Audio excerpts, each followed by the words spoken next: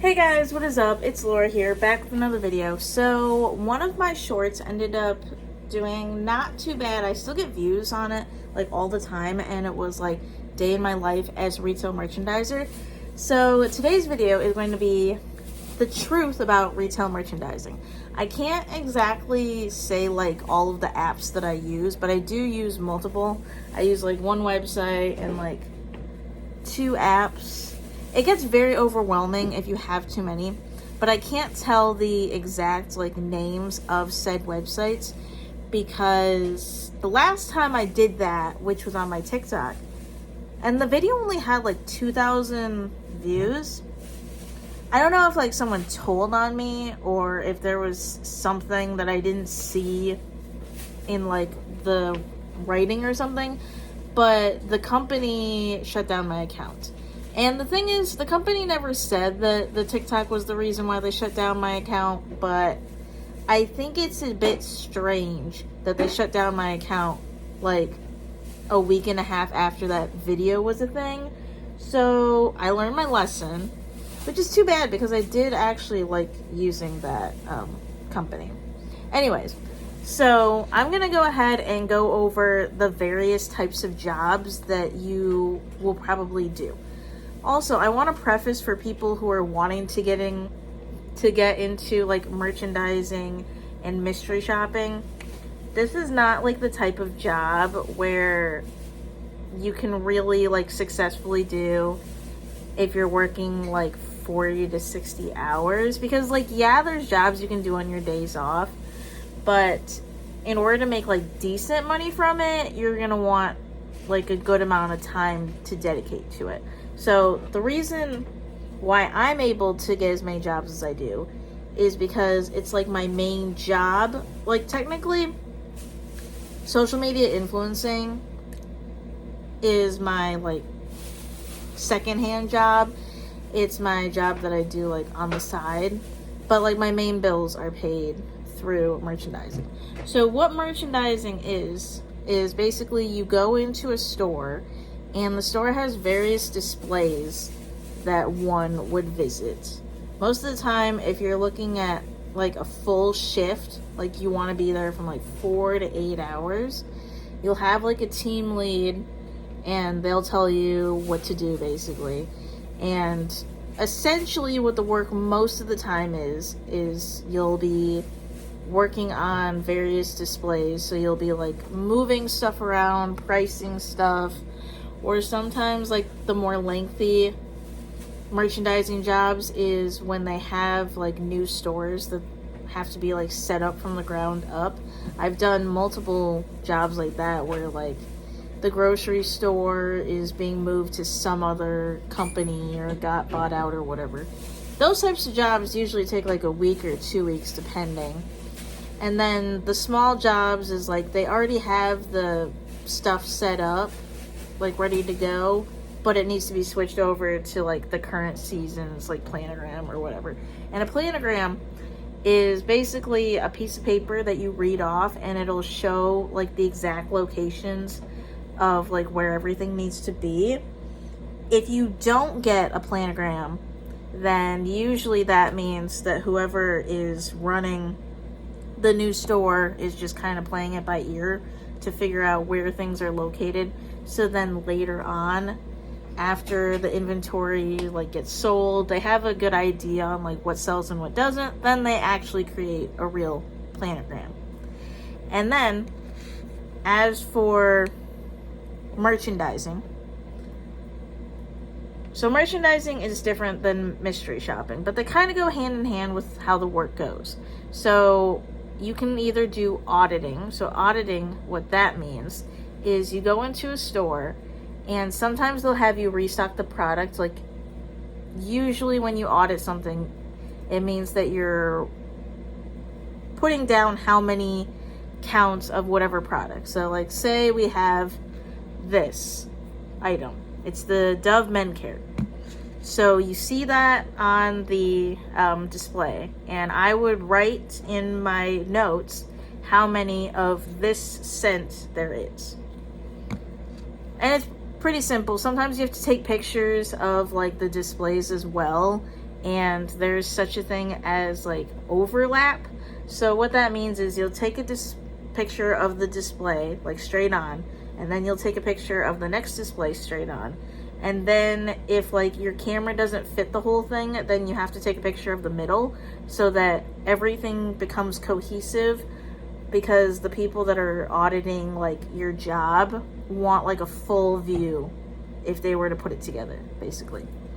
And then what mystery shopping is normally you would go into a store and you assess the customer service that whatever place is going. So a lot of the time you make a purchase, unless it's like a store that sells really expensive things. So I've done audits for like fast food places before, or mystery shopping. I've done mystery shopping at like a furniture company, and all that was I had to do like a 20-minute consultation, write down how the customer service was. It's essentially just assessing customer service, making sure that the workers are doing their job. And you have to be super secretive about that, because if you make it too obvious, then they'll like catch you. And essentially those are the people that are paying these third-party companies for you to do your job. So you don't want to make it obvious, obviously. So if you're having trouble remembering the information, I would just recommend having like your notes app on the phone that you're using, because these types of jobs are very phone friendly. Like if you don't have a smartphone, I don't recommend this job. If you need money quickly, I don't recommend this job. Most of the time when it comes to pay, it's not unheard of to wait like 30 days for the money.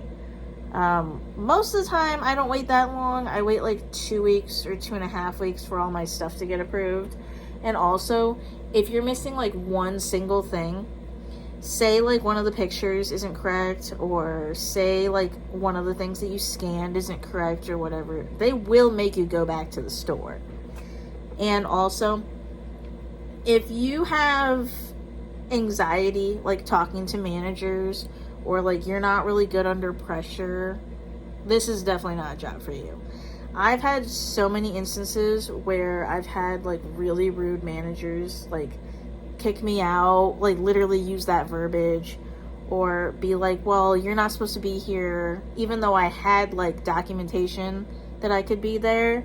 And if that's the case, just brush it off and put in your notes that you were kicked out, or they'll understand if that's the reasoning.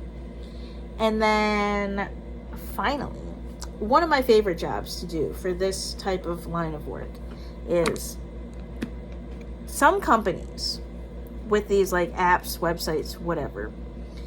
All you have to do is assess like how the company like shipped the item, how the item itself is. So for this is something that I purchased from Walmart, and all I have to do is test this out for like a week, give my opinion, and put it in like the notes, because they genuinely want to know how customers like this product. And that's pretty damn easy. But I know the number one question is, people are going to be like, well, how's the pay? So when it comes to the pay, you can either get paid hourly, which most people would want to get paid for if they're doing a job that takes between 4 to 8 hours, or you get paid like on a basis of, I don't know why my thoughts are taking this long, on the basis of project work. So that means that, say someone gives you a project and you have to audit like some soda. So the project will say how much it pays for it. So it'll say like $16, and the project takes 20 minutes to do. Well, that pays more than a project that would take an hour, but say pays you like $20, because it supposedly only takes 20 to 30 minutes. So sometimes in that case, project-based work can pay significantly more than hourly work, because you can hit multiple stops when you're doing the project-based work. I've done like 4 or 5 stops in like a 10-mile radius, and then depending on how far the area is, Usually if a place is within like 100 miles, they don't cover a hotel, but if it's like 100 or more, then they do. And then I usually ask for gas stipend, which is like, hey, this is how far like the place is, like could I get gas money for it? And then they'll approve it or not. I think if it's like further than 15 or 20 miles, you can usually get away with asking for gas, but some companies, they don't provide like a gas stipend at all. They consider like whatever amount that they're giving you to be like good enough or whatever. But yeah, that's like the gist of the job. So if you're interested, or if you have any further questions, please put them in the comments below and I'll try to get to them. I've been doing it for a really long time. I've been doing it off and on for like over 3 years, but I've been doing it basically full time for over a year and a half now. So I am pretty knowledgeable on the job and what it entails. So have a great day, guys. Bye.